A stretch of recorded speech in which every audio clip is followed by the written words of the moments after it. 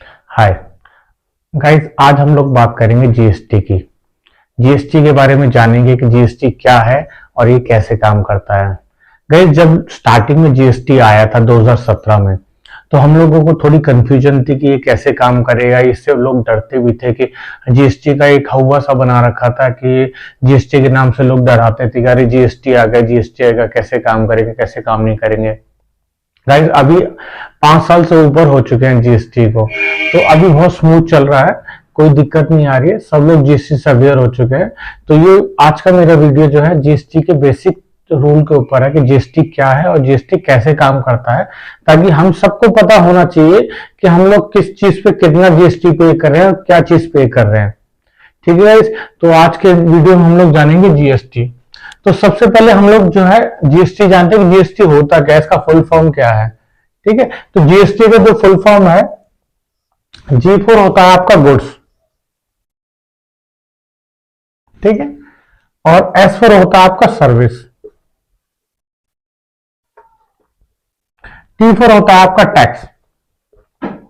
ठीक है, तो गुड्स एंड सर्विस टैक्स, चाहे आप माल सप्लाई करो, माल बेचो या कोई सर्विस प्रोवाइड करो, आपको उस पर टैक्स देना पड़ता है। पहले काफी अलग अलग तरह के इनडायरेक्ट, ये बेसिकली एक इनडायरेक्ट टैक्स होता है। मैं आपको बता दूं, ये एक इनडायरेक्ट टैक्स होता है। ठीक है, मेरे और वीडियो में डायरेक्ट इनडायरेक्ट टैक्स के बारे में लिखा हुआ है। तो गाइस, अगर आपने मेरा चैनल सब्सक्राइब नहीं किया तो प्लीज इसको अभी सब्सक्राइब कीजिए और मेरे साथ जुड़ जाइए। तो जीएसटी एक इनडायरेक्ट टैक्स होता है। पहले क्या होता था, अलग अलग तरह के टैक्स लगते थे, मोर देन 10 से ज्यादा तरह के टैक्स होते थे, तो आदमी कंफ्यूज हो जाता था उनका डेटा मेंटेन करना, बुक्स मेंटेन करना। लेकिन अभी गवर्नमेंट ने 2017 से क्या किया है, वो सारे टैक्स खत्म करके एक सिंपल जीएसटी को ले आए हैं, और जीएसटी के थ्रू ही सारा काम होता है। इसकी आपकी स्टेटमेंट जाती है, मंथली रिटर्न जाती है, क्वार्टरली रिटर्न जाती है, एनुअल रिटर्न जाती है। तो उसके बारे में हम लोग बात करेंगे। ठीक है, तो जीएसटी बेसिकली क्या होता है, जीएसटी एक इनडायरेक्ट टैक्स है जो कि आपकी सप्लाई और सर्विस पे लगता है। ठीक है, गुड्स और सर्विस। ठीक है, ये 2017 में 1 जुलाई 2017 को ये लागू हुआ था इंडिया में। 1 जुलाई 2017 से ही काम कर रहा है। अब ये कैसे लगता है, तो जीएसटी के सबसे पहले मैं आपके लिए स्लैब लिख देता हूं, जो जीएसटी के स्लैब होते हैं, जो जीएसटी के टैक्स के स्लैब है कि कितना कितना परसेंट टैक्स लगता है, हम कितना कितना परसेंट टैक्स देते हैं। तो जीएसटी में पहला स्लैब में आता है आपका 0%, जिसको हम नील रेटेड कहते हैं। यानी कि ऐसी भी वस्तुएं हैं जिन पे 0% जीएसटी लगता है, जिन पे कोई जीएसटी नहीं लगता है, लेकिन वो इस स्लैब के अंदर आती हैं, नील वाले के अंदर। हम जरूरी नहीं कि हम हर किसी चीज पे जीएसटी पे कर रहे हैं, कुछ ऐसी चीजें हैं जो एग्जम्प्ट है, जिन पे जीएसटी नहीं लगता है, तो वो इस कैटेगरी में फॉल करेंगे। ठीक है, तो दूसरा स्लैब है वो आपका 5% का है। ठीक है, तो पहला स्लैब आपका 0%, दूसरा स्लैब आपका 5%। तो अब जो तीसरा स्लैब है आपका 12% का है। ठीक है, 12% जीएसटी लगता है, 12% टैक्स है। और चौथा जो स्लैब है आपका 18% का है। ठीक है, और पांचवा जो स्लैब है आपका 28% का। ये 5 तरह के स्लैब जो है जीएसटी, इन 5 जीएसटी जो है गवर्नमेंट इस 5 रेट के हिसाब से आपको जो है चार्ज करती है। हर किसी रेट में अलग अलग गुड्स हैं। सबसे ज्यादा जो 28% चार्ज करती है वो लग्जरियस गुड्स होती है, जैसे आपकी एसी और फ्रिज हो गया, एसी हो गया, और बड़ी बड़ी गाड़ियां जब आप लेते हो इस तरह का, उसमें आपका 28% चार्ज होता है। बाकी अलग अलग इसकी फॉर्मेशन है जीएसटी, वैसे तो बहुत बड़ा है, बहुत मोटी बुक है, मैं आपको थोड़ा ब्रीफ में बताने की कोशिश करूंगा। 18% में भी आपका मैन्युफैक्चरिंग आता है, 12% में भी आता है, ऐसे 5% रेस्टोरेंट वगैरह कुछ आ जाते हैं। तो इस तरीके से जीएसटी अलग अलग रेट अप्लाई होता है जीएसटी में। ठीक है गाइस, 5 स्लैब है। अब जीएसटी लगाते कैसे हैं वो मैं आपको बताता हूं। जीएसटी लगाने के लिए सबसे पहले हमको ये देखना होता है place of supply. Place of supply यानी कि अगर मैं फॉर एग्जांपल दिल्ली में मेरी कंपनी सिचुएटेड है, अगर मेरा ऑफिस दिल्ली के अंदर है, तो मैं सप्लाई कहां कर रहा हूं, मैं दिल्ली में कर रहा हूं या आउटसाइड दिल्ली कर रहा हूं। तो दोनों में अलग अलग जीएसटी लगेगा। ठीक है, तो अभी हम यहां से लेते हैं कि जो जीएसटी विदिन स्टेट, जिसमें हमारी कंपनी या वर्कशॉप है उसी स्टेट में या आउटसाइड स्टेट। ठीक है, अगर हम सप्लाई विद इन स्टेट कर रहे हैं, इसको ऐसे करते हैं, अगर हम जो है माल अपनी स्टेट में दे रहे हैं, फॉर एग्जांपल दिल्ली में अगर हम अपनी स्टेट में सप्लाई दे रहे हैं तो जीएसटी कैसे लगेगा? तो फॉर एग्जांपल 12% जीएसटी लगाना है हमें। ठीक है, तो जीएसटी लगेगा CGST और SGST। 12% है तो 6%, ये स्लैब चलेगा। CGST का फुल फॉर्म है सेंट्रल जीएसटी और SGST का central goods and service tax. ऐसे तो टोटल हमको जीएसटी लगाना 12%। ठीक है, अभी 12% लगाना है तो अभी हम क्या विद इन स्टेट है तो हम CGST SGST लगाएंगे 6%, टोटल आपका 12% टैक्स हमने चार्ज किया।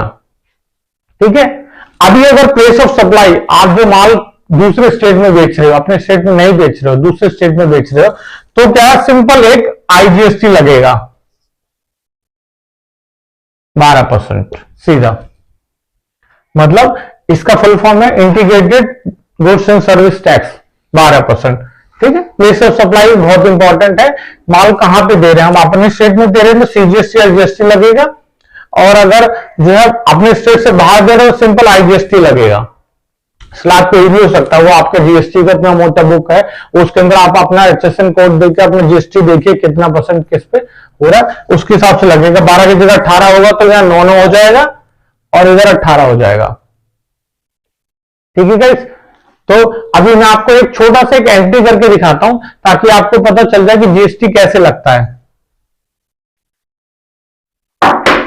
For example A limited company है, ये गुजरात की एक कंपनी है। ठीक है, इसने 50,000 का माल बेचा, 50,000 का माल बेचा, और कहां बेचा? दिल्ली में। दिल्ली में 50,000 का माल बेचा। अब हम लोग कैसे इसको ट्रीट करेंगे? ए लिमिटेड अपनी बुक्स में कैसे दिखाएगी? सेल 50,000, ठीक है, और गुजरात से दिल्ली है तो ऐड IGST, फॉर एग्जाम्पल 12% है तो 50,000 का 12% कर लो,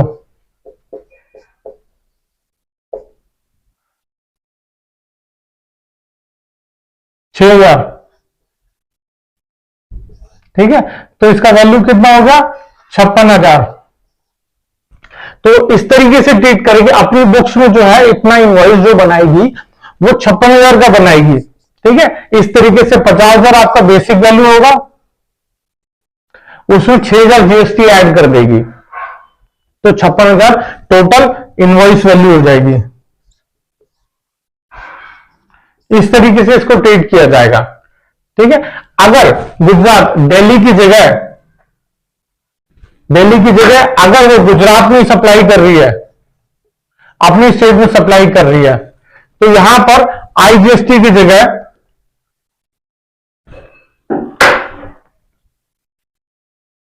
CGST 3,000 और SGST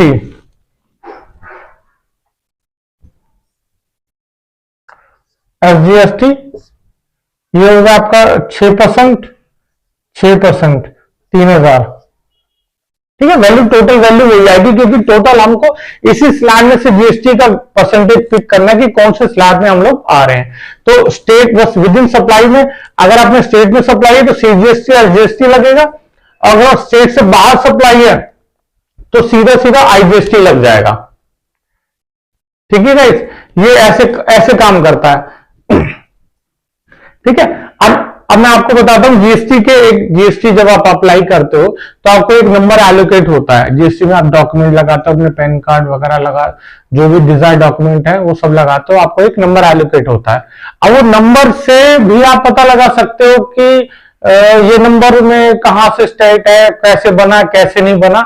उस नंबर बहुत सारी इंफॉर्मेशन देता है वो आपको, एक जीएसटी नंबर। फॉर एग्जाम्पल मैं एक हाइपोथेटिकल अपने आप ही एक नंबर लेता हूं।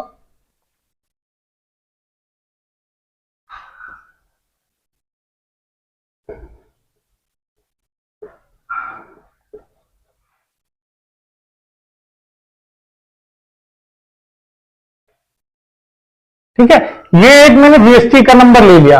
ये जीएसटी गाइस गलत है क्योंकि इसमें मेरा पैन नंबर ही है। ठीक है, तो ये जीएसटी नंबर है नहीं, ये मैंने एग्जाम्पल के लिए लिया। तो ये जीएसटी कैसे बना, मतलब गवर्नमेंट ने कैसे डिसाइड किया कि ये जीएसटी नंबर एक होगा, तो वो कैसे होगा और उसका फॉर्मेशन क्या होगा और कैसे उसको लोग आइडेंटिफाई करेंगे। तो ये नंबर के, इस नंबर को हम सेग्रीगेट करते हैं। इसमें जो पहले 2 डिजिट होते हैं वो आपका स्टेट कोड होता है,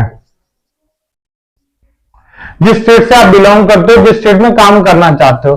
तो फॉर एग्जांपल 06 जो है हरियाणा का स्टेट कोड है, ऐसे दिल्ली का 07 है, अलग अलग स्टेट का अलग अलग स्टेट कोड है। ठीक है, तो पहले 2 डिजिट जो होंगे वो आपका स्टेट को रिप्रेजेंट करते हैं। ठीक है, उसके बाद यहां से यहां तक एम तक ये आपका पैन नंबर होगा, ये आपका पैन नंबर होगा। अगर फॉर एग्जांपल अगर आप प्रोप्राइटरशिप हैं, आप इंडिविजुअल अपनी कोई फर्म चलाते हैं, तो आप अपना पैन कार्ड दोगे, अपने डिटेल दोगे, आधार कार्ड, अपने घर का एड्रेस या अपने जो कोई रेंट पे लिया आपने उसका एड्रेस दोगे। तो ये जो होगा पहले 2 डिजिट तो आपका स्टेट कोड होगा, जिस स्टेट में आप रह रहे हो, जिस स्टेट का आपने डिटेल दिया है। ठीक है, उसके बाद जो होगा ये आपका पैन नंबर होगा। ठीक है, अब बचे ये 3 डिजिट। ठीक है, ये 3 डिजिट में ये जो 3 नंबर है, यहां पे 3 भी हो सकता है, 1 भी हो सकता है, 2 भी हो सकता है। तो जो 1 होता है ये आपको बताता है कि इस पैन की इस स्टेट में कितनी ब्रांचेस है, ये कौन सी वाली ब्रांच है, फर्स्ट नंबर की ब्रांच है, सेकंड नंबर की ब्रांच है, थर्ड नंबर की ब्रांच है। अगर 1 लिखा होगा तो फर्स्ट नंबर की ब्रांच है, अगर इधर 2 लिखता है तो ये इस कंपनी की सेकंड ब्रांच है। ठीक है, सेकंड ब्रांच है। और ये Z जो होता है ये यूनिवर्सल कैरेक्टर है, यूनिवर्सल कैरेक्टर है, ये रहता ही है। Z आपको हर जीएसटी में Z मिलेगा, ये Z आपको हर जीएसटी के अंदर मिलेगा। ठीक है, ये रहेगा ही रहेगा, गवर्नमेंट ने फिक्स कर दिया, ये हर किसी जीएसटी के अंदर Z आपको मिलेगा ही मिलेगा। ठीक है, और L ये कुछ भी है, फॉर एग्जाम्पल कोई भी नंबर हो सकता है, गवर्नमेंट कोई भी नंबर दे सकती है आपको। एल की जगह A1 A भी दे सकती है, B भी दे सकती है, C भी दे सकती है, D भी दे सकती है, ये वाला कुछ भी हो सकता है। ठीक है, जरूरी नहीं, इसमें तो मैंने लिया आपका A B C D E F G कुछ भी हो सकता है। ठीक है, तो इस तरीके से जीएसटी का क्लैरिफिकेशन है। पहले स्टेट कोड, फिर आपका पैन नंबर, फिर आपका नंबर ऑफ ब्रांचेस, कितनी ब्रांच है इसकी, उसके बाद आपका एक यूनिवर्सल कैरेक्टर हो गया, और ये आपका कुछ भी रैंडम पिक हो सकता है, कोई भी रैंडम आपका कोई भी नंबर हो सकता है। ठीक है गाइस, समझ में आ गया जीएसटी कैसे मिला, कैसे हुआ। अब मैं आपको बताऊंगा कि अब ये काम कैसे करता है। तो भाई जब भी हम लोग किसी अब सेल करते हैं, परचेज करते हैं, जब हम परचेज करेंगे तो जो हमको सेल कर रहा है वो जीएसटी लगा के बिल देगा, और हम अगर किसी को सेल कर रहे हैं तो हम लोग अपने इनवॉइस में जीएसटी लगा के उसको बिल करेंगे। तो उस बिल का जो भी इंफॉर्मेशन होती है, हमको एक जीएसटी पोर्टल हो दिया और गवर्नमेंट का, तो उसके ऊपर डालना पड़ता है। उसके अलग अलग रिटर्न फॉर्म है, अलग अलग जो है हम उसको डालना पड़ता है, ताकि गवर्नमेंट को सारा इंफॉर्मेशन आपका पता चलता रहे। तो इसके लिए गवर्नमेंट ने ना कुछ रिटर्न्स बनाई हैं,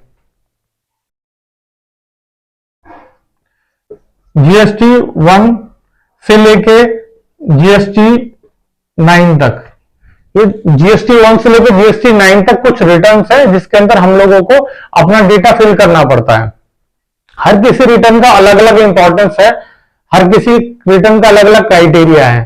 तो जीएसटी 1 जो होती है ना, वो सबसे पहले आपका सेल डेटा, जितना भी आप इनवॉइस काट रहे हो वो जीएसटीआर 1 के अंदर डाल दो, सेल बिल डाल दो। वो जैसे मैंने बताया इनवॉइस वैल्यू उसका जीएसटी लगा के जो टोटल इनवॉइस वैल्यू बनती है उसको आप जीएसटीआर 1 के अंदर डाल दोगे। ठीक है गाइस। उसके बाद जो इंपॉर्टेंट है, जो अभी जीएसटीआर 2 तो बंद हो चुका है, जीएसटीआर 2A चलता है, 2B चलता है, तो उसमें क्या होता है जो हमारा परचेज का डेटा होता है वो हम उसको मैच करते हैं। जीएसटीआर 2 में पहले हम लोग परचेज का डेटा डालते थे लेकिन अभी वो सस्पेंडेड हो चुकी है, तो जीएसटीआर 2 के अंदर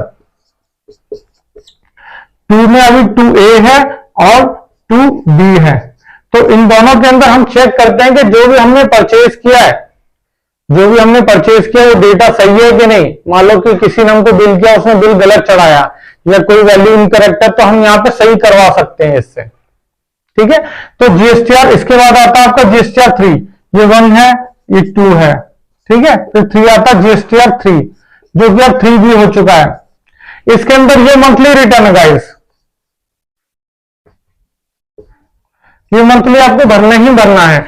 इसके अंदर आप सेल का डेटा डालोगे, सब जीएसटी डालोगे, उसका जीएसटी पेमेंट होती है इसके अंदर। ये बहुत इंपॉर्टेंट है गाइस, ये आपको भरना ही भरना हर महीने। ठीक है, ये आप क्वार्टरली चूज कर सकते हो, मंथली और क्वार्टरली हो सकता है, आपकी सेल वैल्यू के ऊपर है। ठीक है, ये आपकी सेल टर्नओवर के ऊपर है कि कितना टर्नओवर है। अगर आपका 1.5 करोड़ से कम है तो आप इसको क्वार्टरली चूज करके आप क्वार्टरली सेल वैल्यू डाल सकते हो, लेकिन जीएसटीआर 3 भी आपको हर महीने भरना पड़ेगा। ठीक है, उसके बाद नंबर 4 पे आता है आपका जीएसटीआर 4। तो ये बेसिकली कंपोजिशन वालों के लिए होता है, ये सबके लिए नहीं होता है। जिन्होंने कंपोजिशन अडॉप्ट कर रखी होती है, ऑप्ट इन कर रखा होता है, उनके लिए होता है। ठीक है, इसी तरह से जीएसटी के सारे फॉर्म अलग अलग हैं, अलग अलग जो है, जिसने कोई ऑप्शन अप्लाई कर रखा है, जिसने कुछ और कर रखा है, सबके लिए अलग अलग जीएसटी है। और उसके बाद लास्ट में आता है आपका जीएसटीआर 9। ये गाइस एनुअल रिटर्न है, ये एनुअल रिटर्न है, इसमें भी 2-3 पार्ट है, 9C और 9 अलग अलग है, तो ये भी हमको भरना पड़ता है अपने अपने क्राइटेरिया के हिसाब से। ठीक है गाइस, तो इस तरीके से सारा जीएसटी काम करता है। इसमें अगर आप कोई रिटर्न नहीं भरते हो, सबकी अपनी अलग अलग ड्यू डेट है, किसी की 10 है, किसी की 20 है। अगर आप टाइमली नहीं भरते हो तो आपको इंटरेस्ट पे करना पड़ता है, पेनल्टी लगती है। और अगर ज्यादा टाइम तक नहीं कर 2-3 साल रिटर्न नहीं भरते हो तो हो सकता है आपका जीएसटी भी सस्पेंड हो जाता है। ठीक है गाइस, तो ये जीएसटी का पूरा फॉर्मेट मैंने आपको बताया कि जीएसटी कैसे बना, क्या बना और कैसे हम इसको अप्लाई कर सकते हैं और कैसे इसका गवर्नमेंट से हम लोग जो है ना अप्लाई फायदा ले सकते हैं। ये सारी चीज रिटर्न भर के कैसे रिटर्न होती है, कौन कौन सी रिटर्न होती है, ये मैंने आपको बताई है।